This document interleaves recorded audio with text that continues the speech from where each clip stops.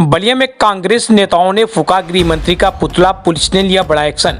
बाबा साहब भीमराव अंबेडकर पर दिए गए बयान के विरोध में बलिया के कांग्रेस संगठन प्रभारी सत्य प्रकाश उपाध्याय उर्फ मुन्ना एवं उषा सिंह के नेतृत्व में शहर के रोडवेज तिराहे पर कांग्रेस नेताओं ने गृह मंत्री अमित शाह का पुतला फूंककर प्रदर्शन किया।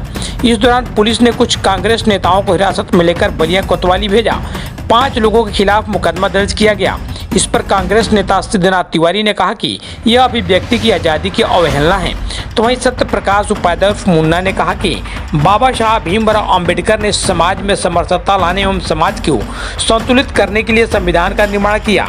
ऐसे महापुरुष पर आपत्तिजनक टिप्पणी कर गृह मंत्री अमित शाह ने अपनी ओछी मानसिकता का प्रदर्शित किया है।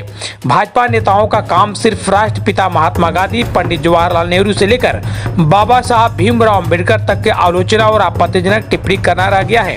इसकी हम कड़े शब्दों में निंदा करते हैं। देखिए पूरी रिपोर्ट क्या कहते हैं कांग्रेस संगठन प्रभारी सत्य प्रकाश मुन्ना। मैं मुन्ना उपाध्याय, सदस्य उत्तर प्रदेश कांग्रेस कमेटी।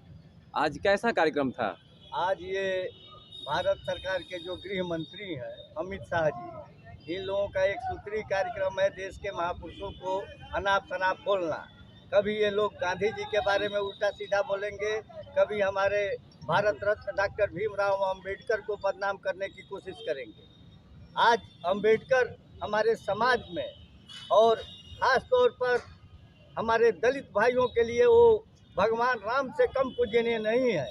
और ऐसे महापुरुष के बारे में देश के गृह मंत्री ने जो पार्लियामेंट में, राज्यसभा में अपना भाषण दिया, उससे देश आज एकदम शर्म से सर झुका दिए गृह मंत्री ने। ऐसे गृह मंत्री को हम लोग आज पुतला दहन किए हैं और मांग कर रहे हैं प्रधानमंत्री से कि अगर उनको मंत्रिमंडल से बर्खास्त नहीं करेंगे तो फिर हम लोग इससे बड़ा आंदोलन करेंगे और भारतीय जनता पार्टी को घुटने पर टेकाने का काम करेंगे।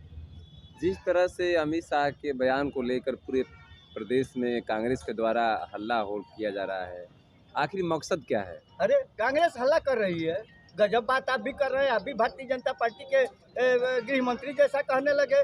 देश के दलितों को जो अधिकार देने वाले हमारे महापुरुष हैं, उनके बारे में ये संविधान का 75वां वर्षगांठ मनाया जा रहा है। ये इतना पवित्र वर्ष है जिस पर अमित शाह ने कुठाराघात किया है, उसको चुल्लू भर पानी में डूबकर मर जाना चाहिए। जो देश के दलितों को एक नया जीवन देने वाला महापुरुष के बारे में इस तरह का शब्द कहना, ये कदापि हमारे समाज में इसको कोई भी वर्ग उचित नहीं ठहराएगा। कांग्रेस पार्टी क्या चाहती है?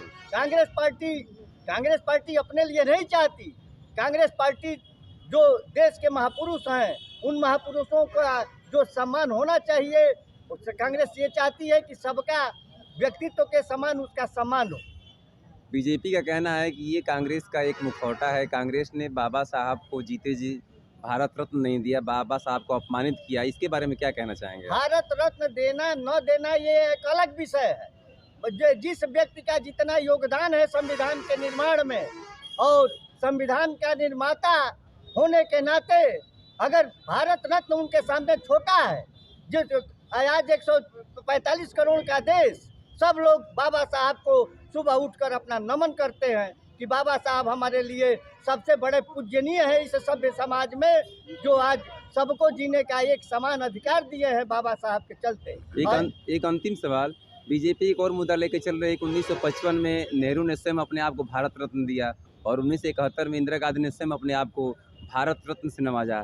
तो क्या बाबा साहब अम्बेडकर इस काबिल नहीं थे?